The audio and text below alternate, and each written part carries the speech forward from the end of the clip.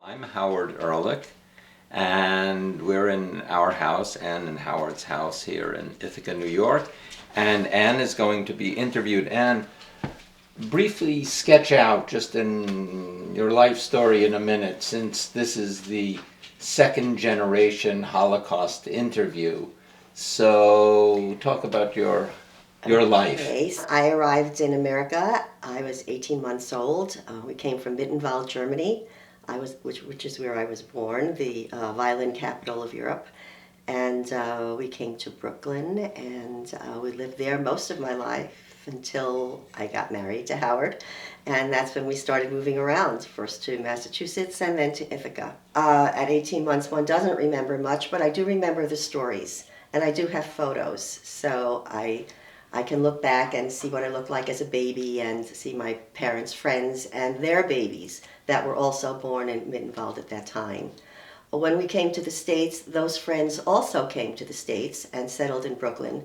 So we were always together. We were sponsored by an American soldier, Mosey Silverman, and many of them were not sponsored. They came as immigrants. As a second generation Holocaust survivor, that means that your mother and father, my mother-in-law, survived the Holocaust. That is correct. And what do you know? For most of my life, they never spoke about it. They spoke about growing up in Europe, but they never spoke about their actual experience as what happened in the camps. My mother was in a labor camp in Czechoslovakia, and so her experience was definitely different than my father's. Her experience, being very young, she was 13, and taken away from home. She was from a wealthy family, and she didn't know how to wash her hair. She had a nanny. They had a maid. My father's family, they had 7 children, and they were out working at 13. My grandfather was a painter, and his sons also learned to be painters. So their lifestyles were very different. But they were also young. They survived and they were young. So my upbringing, I always felt that I was growing up with foreign parents, not necessarily parents who were Holocaust survivors, because they didn't talk about it. Your mother was one of how many kids? 3. She was the oldest. Right. And your father was one of how many? 7. 7. And he and his older brother were the 2 survivors. Right. He was the youngest son, and there was there were sisters after him, and my uncle was the oldest. Right. And those 2 survived, and they were together, and right. And they survived, and they were liberated from Dachau. I know this only the outlines of the story because you said that you were sponsored by a soldier, and you came to America by boat, and famously he was supposed to meet you at the boat but didn't. Well, he was a young man who was engaged to be married, and I think the day of, they weren't sure when we were coming, and that was the date of his engagement party, and they forgot about us. And so, of course, he caught up with us at a later time, and we remained friends through the years. Well, you got off the boat. What happened? We just sat there. Really? We just sat there until the Hayas came. Hayas is the Hebrew Immigrant Aid Society. Yes, and right. It's still in. They still are helping people. They help not only Jewish people now. They help all immigrants at the boats. They come and they see if you have any place to go, or if you have no place to go, they help you settle in. They help you get work. So they are still functioning. And what happens after that? How did you get your first apartment? Well, I was little, and we were walking in the street, and I saw a candy store, and I knew candy. So, and I spoke German, and so I told my parents I wanted candy, and they took me into the candy store, and a lady heard us, and she came over, and she helped us get our first apartment on the beach, and it was a furnished room with a lady who was blind, and liked how my parents sounded, and let us move in with her in her apartment. And my father started looking for work, and he didn't know any English, but he was a painter. And the lady who introduced us to the apartment knew someone who was a painter. And so my father started working with that man, and it just moved on that way, where you met different people. And the first apartment was in East New York. And that was your second apartment. that was the the first sec- apartment was in Rockaway. You Rockaway, said. right. And from Right. Rockaway was to East New York. And then my aunt and uncle came, and they lived in East New York and They came after. after us. Mhm. And we were the only ones who were sponsored. Everyone else came as immigrants. So that was a bit different in how we came. And we all lived together. Everyone who came lived with someone who was already here, and they got an apartment in the neighborhood, and that's how it moved. It moved along. One of the, in some ways, humorous things that happened in your family was your Uncle Mike, who also survived the Holocaust, then got drafted and served in the United States Army. Talk about that. Well, my father also was supposed to go into the Army after coming to America. He was 24, and he was supposed to sign up. But he just ignored it, because he said, I just came, I have a child, I'm married, I have to make a living. What are they going to do if I get sent back into the Army? So he just ignored it. But when he went for his citizenship papers, the judge picked up on the fact that he was born in 1924, and he should have been a soldier. And so my father just said that he had just come from Europe, and he didn't know, and they just let it go. So we were very fortunate in that it was overlooked, and he became an American citizen.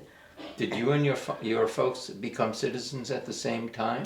They became citizens first, and then I became a citizen on my own papers when I was 9. My parents had to take a test, so they did go to school. They had a teacher, and they had to learn about American law. Right. I don't remember too much of their studying, but they did have to study because they had to take a test.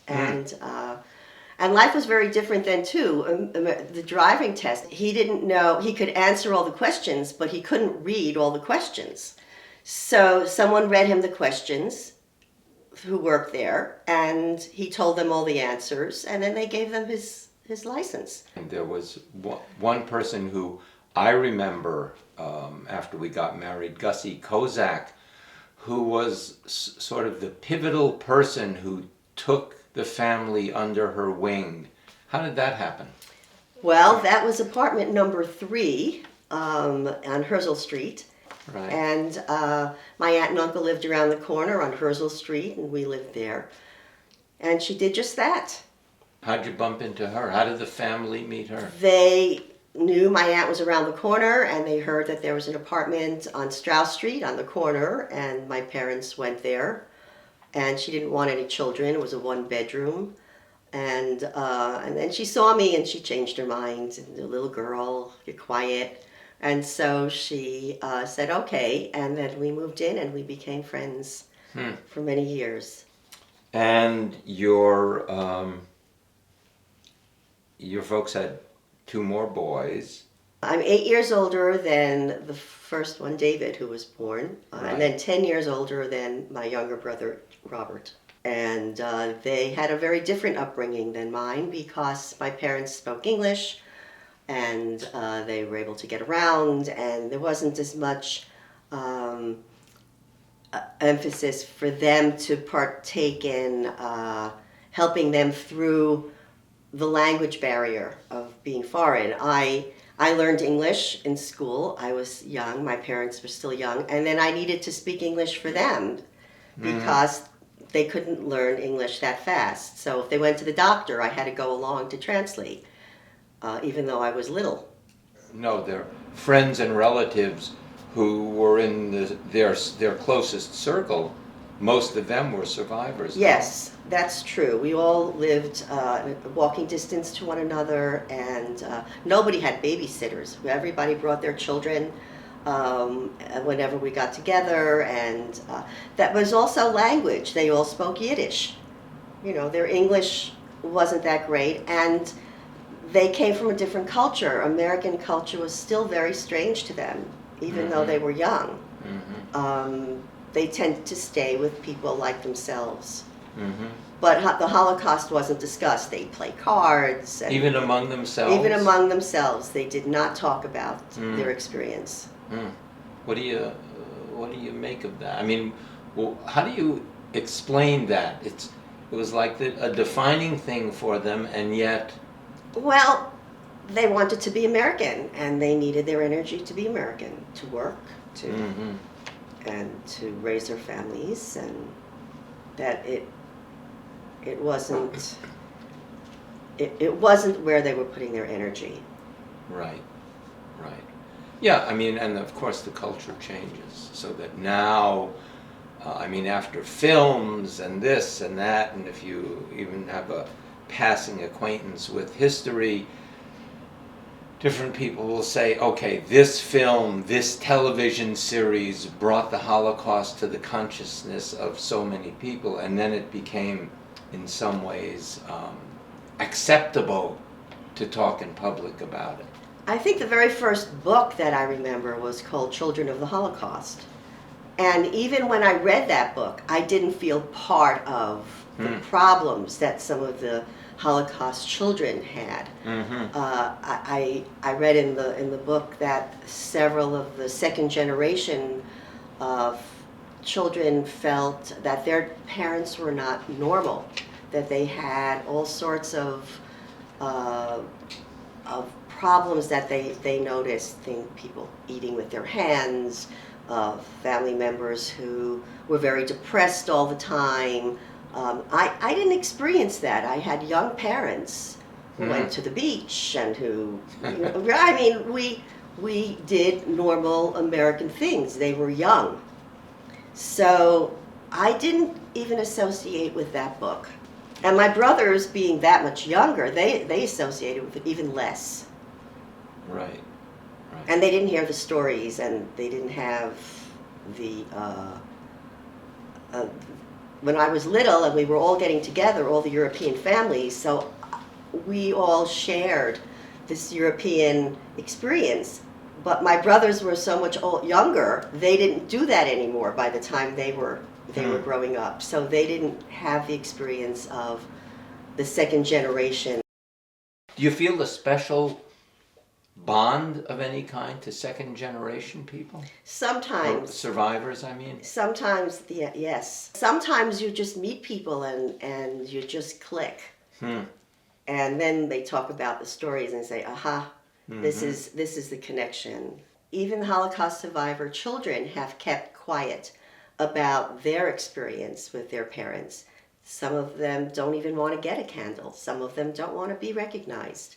So I think it's just a very personal thing how they felt their upbringing was and how difficult they may have had with their parents.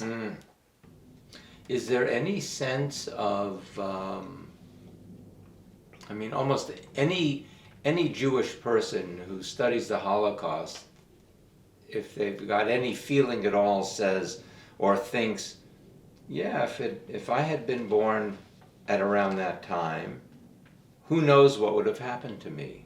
I could have been killed just because I was Jewish, blah, blah, blah. Do you see that in yourself or in other second generation people, or one generation away is distant enough? Well, I would say one generation is distant enough, but what I do look for, especially now with anti-Semitism raising its ugly head, where would I go to hide? Who would hide me? Where could I go if I needed to get away from where I am today? That to me has always been important.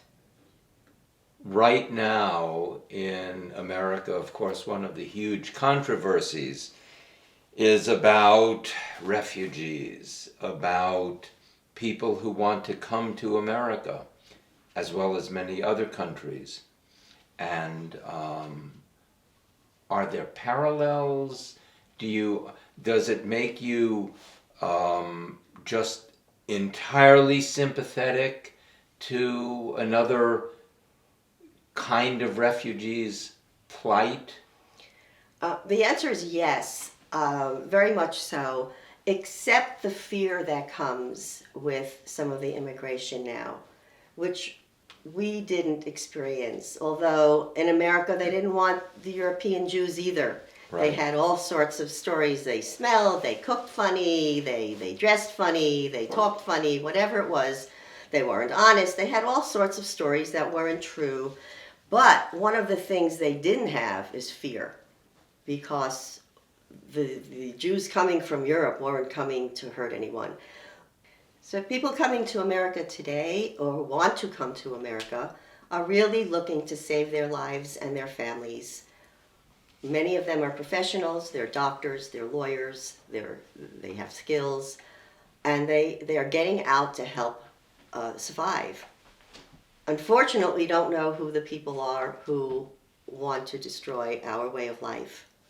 Some through religion, and some through the fact that they don't like women walking around without complete coverage, and a whole slew of other reasons they may have for wanting to destroy the American way of life.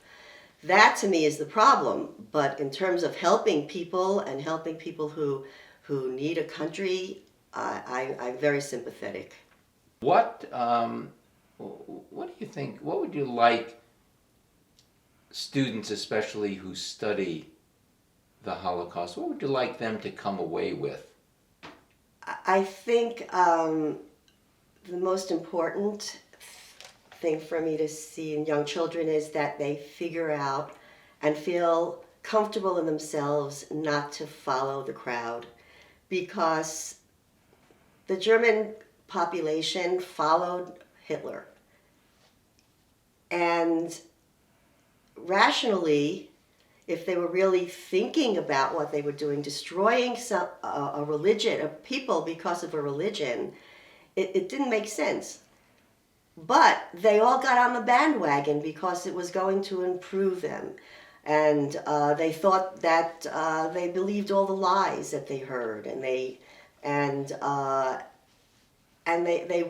went like little mice following. Hitler said, "You don't have to follow me. Give me your children." He was very smart. He was indoctrinating them in schools. So for me, I think the most important thing is that people need to be able to think. They need to get beyond the mentality of the crowd, and as the people who helped save the Jewish people, they were independent thinkers. They could see that what was being done was wrong, and they wanted to survive. It helped people survive, even at the risk of their own lives. So for me, I think school children really need to learn how to think, how to listen to what is being said, and how not to be afraid to be an independent thinker. To me, is very important.